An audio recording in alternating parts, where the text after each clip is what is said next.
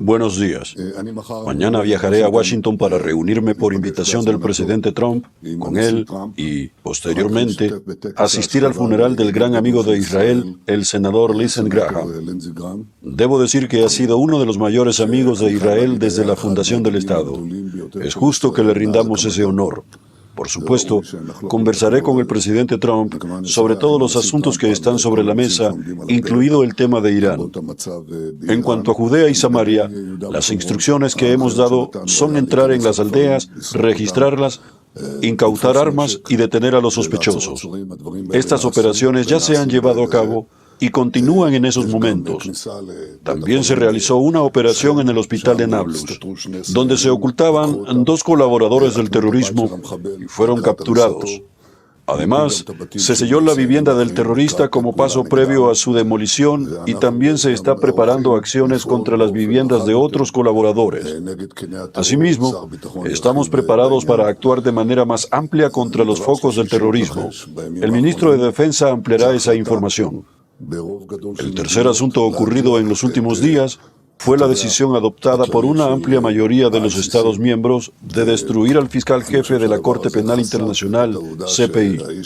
Creo que esta decisión dejó al descubierto que este hombre no solo está acusado de haber acosado sexualmente a varias mujeres que trabajaban con él.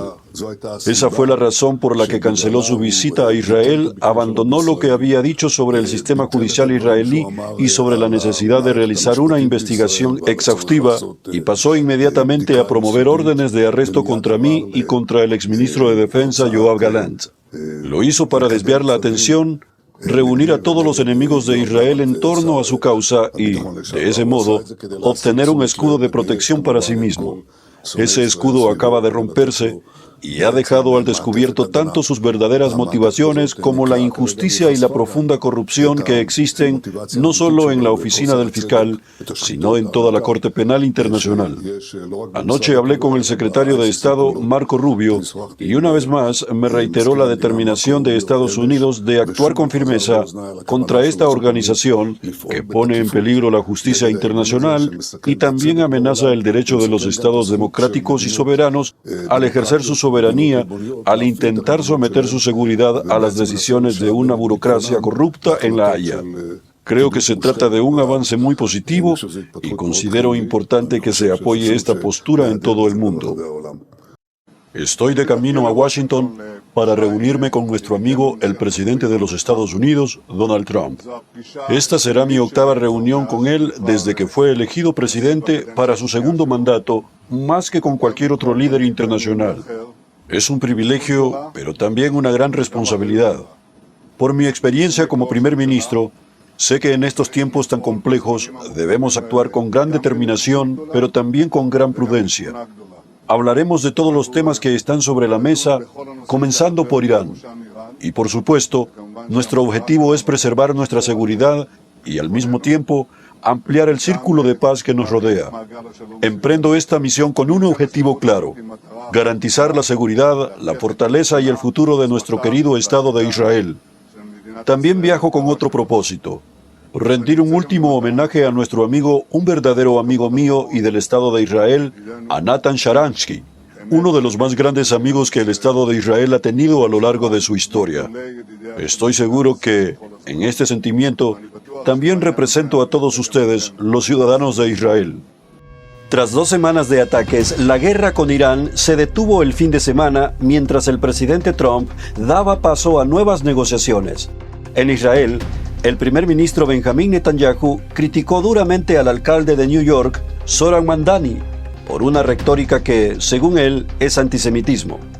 Tras publicar en Truth Social imágenes amenazantes de caricaturas creadas con IA dirigidas a Irán durante el fin de semana, Trump dejó claro que la postura militar de Estados Unidos en Oriente Medio no ha cambiado, a pesar de conceder más tiempo para las negociaciones.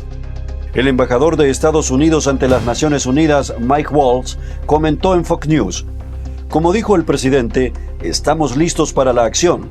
Incluso se están desplegando más recursos en la región, pero está dando un respiro a las conversaciones. Les está dando un poco de margen.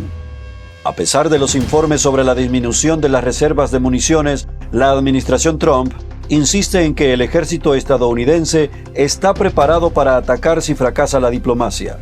Estamos reconstruyendo nuevas reservas de municiones con materiales más baratos, rápidos, tecnológicamente avanzados, mientras llevamos a cabo esta campaña. Por lo tanto, no cabe duda de que las Fuerzas Armadas cuentan con lo necesario y están desplegando aún más recursos en la región. Irán también ha suspendido los ataques, pero advierte que intensificará la guerra si Estados Unidos los reanuda.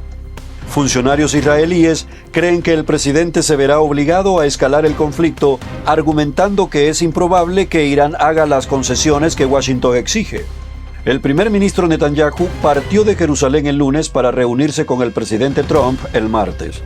Según The Times of Israel, Netanyahu le presentará a Trump nueva información de inteligencia que demuestra que Irán ya está trabajando en la reconstrucción de su programa militar y nuclear. El panorama regional también está cambiando.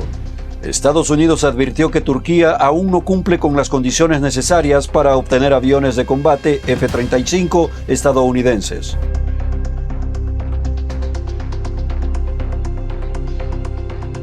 Mientras que el nuevo liderazgo sirio busca un acuerdo de seguridad con Israel, la frágil tregua con los rebeldes hutíes de Yemen, respaldados por Irán, parece estar desmoronándose. Sin embargo, una de las batallas más preocupantes de Netanyahu no se libra en Oriente Medio, sino en la ciudad de Nueva York. El alcalde Zohran Mamdani declaró la semana pasada: Benjamín Netanyahu es un criminal de guerra, el artífice de un genocidio atroz contra el pueblo palestino. Netanyahu acusó estas palabras de alimentar el antisemitismo.